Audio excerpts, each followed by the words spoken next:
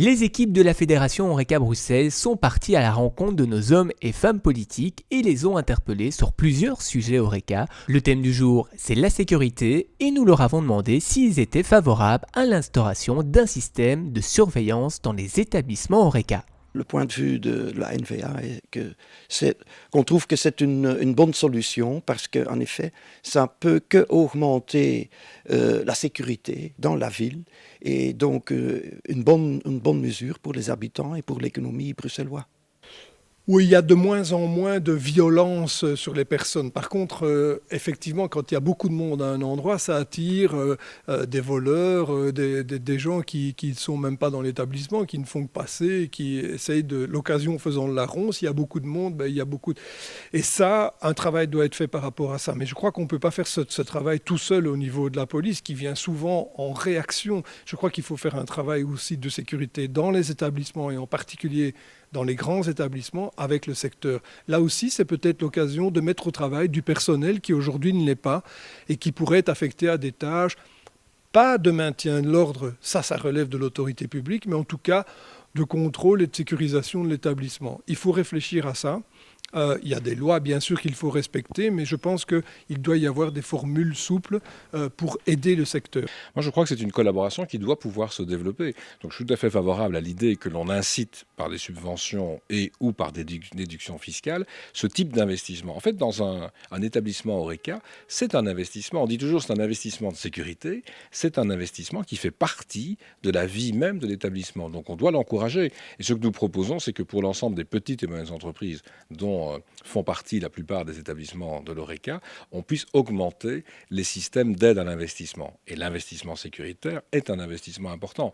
Alors le dernier point, c'est qu'il faut y ajouter, et dans certaines communes cela se fait, moi j'y suis favorable, cette relation entre l'investissement privé dans le secteur Horeca et les autorités de police. Parce qu'il est évident que les informations qui peuvent venir d'un réseau de sécurité installé dans un établissement de l'Horeca peuvent être très utiles dans la recherche d'auteurs d'infractions. Donc là, c'est un accord qu'on doit pouvoir conclure. D'abord, moi, je suis ravie qu'en 2 ans de temps, on ait pu réduire et diminuer la criminalité à Bruxelles de 12%. Est-ce que tout va bien? Bien sûr qu'il y a encore des tas de choses à faire. Mais on a, par rapport justement à l'Horeca et aux commerçants, on a aussi la loi sur les incivilités. Sanctions administratives, donc le moindre petit fait de trouble, etc. Tout de suite, on peut verbaliser, ce qui renforce aussi la sécurité. Je suis en fait très attristée du fait que, alors que j'ai fait prendre une loi qui renforce les pouvoirs, notamment du gardiennage privé, j'avais demandé expressément pour le secteur, pour l'Horeca, à leur demande, de pouvoir permettre, notamment pour ceux qui ont des terrasses, etc., qui travaillent le soir, dans l'îlot sacré ou autre, ailleurs, de pouvoir en fait avoir un périmètre à l'extérieur où un gardien de sécurité privée pouvait même au nom de différents établissements assurer la surveillance, etc. Bon, certains partis n'ont pas voulu. Moi, je reviendrai avec ça pour cette législature, parce que pour moi, c'est quelque chose qui était vraiment important pour les commerçants et ça sécurisait globalement en matière aussi d'attractivité. Pour les caméras, bien évidemment, moi, je suis pour un plan de déploiement des caméras au niveau de Bruxelles qui n'a pas assez, parce qu'en fait, beaucoup trop de bourgmestres restent trop frileux par rapport aux caméras. On est en 2014, on peut plus se permettre de penser la sécurité comme en 1902, quoi. Et franchement, je trouve que les caméras sont vraiment des instruments de sécurité et d'ordre public qui deviennent indispensables, qui ne dérangent personne et qui ont pu montrer qu'on prenait toutes les garanties en matière de sécurité de la vie privée. Donc moi, je suis pour non seulement le placement de caméras, le fait d'avoir un système aussi en ligne directe entre les commerçants et aussi le commissariat le plus proche, hein, avec un bouton Allo Police ou avec un autre système, ça je suis très demanderesse. Je pense à un autre exemple qui est les investissements pour économiser l'énergie et les consommations d'énergie. C'est un impact très important pour les différents exploitants parce que payer le chauffage, les lumières, l'électricité coûte extrêmement cher et représente une charge aussi très importante. D'un autre côté, tout ce qui concerne la pollution a aussi un impact public qui est aussi très très très important. Donc, écolo, c'est assez naturel et ça ne vous étonnera pas, est favorable à ce qu'on investisse et qu'on soutienne et qu'on aide les différents professionnels de l'Horeca à faire des investissements qui vont leur permettre de faire des économies et en plus des économies d'énergie. Là, on est vraiment dans des logiques win-win entre le collectif et ces professionnels qui va tout à fait dans le même sens. Est-ce que cette logique peut aussi valoir pour la question de la sécurité? Pourquoi pas? Très important, la sécurité.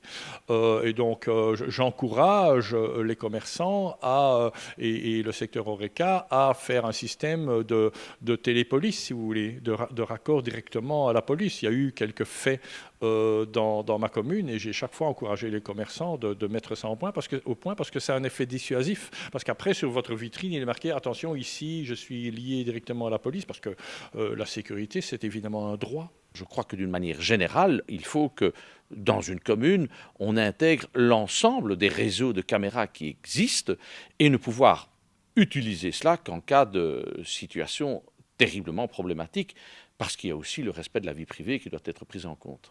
S'il y a des caméras de surveillance à l'intérieur ou aux portes des établissements Horeca, certainement il faut avoir une bonne collaboration avec la police et le ministère public pour utiliser ces caméras quand il y a eu un délit.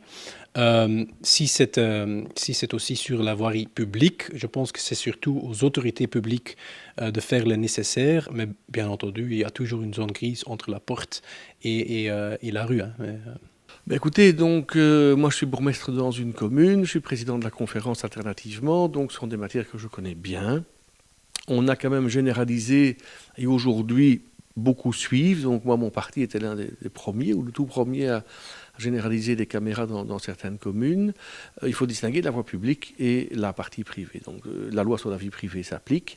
Un restaurant ne peut pas installer des caméras sur la voie publique, ou si il le fait à l'entrée du restaurant, il faut masquer ceux qui filment les fenêtres en face et des choses pareilles.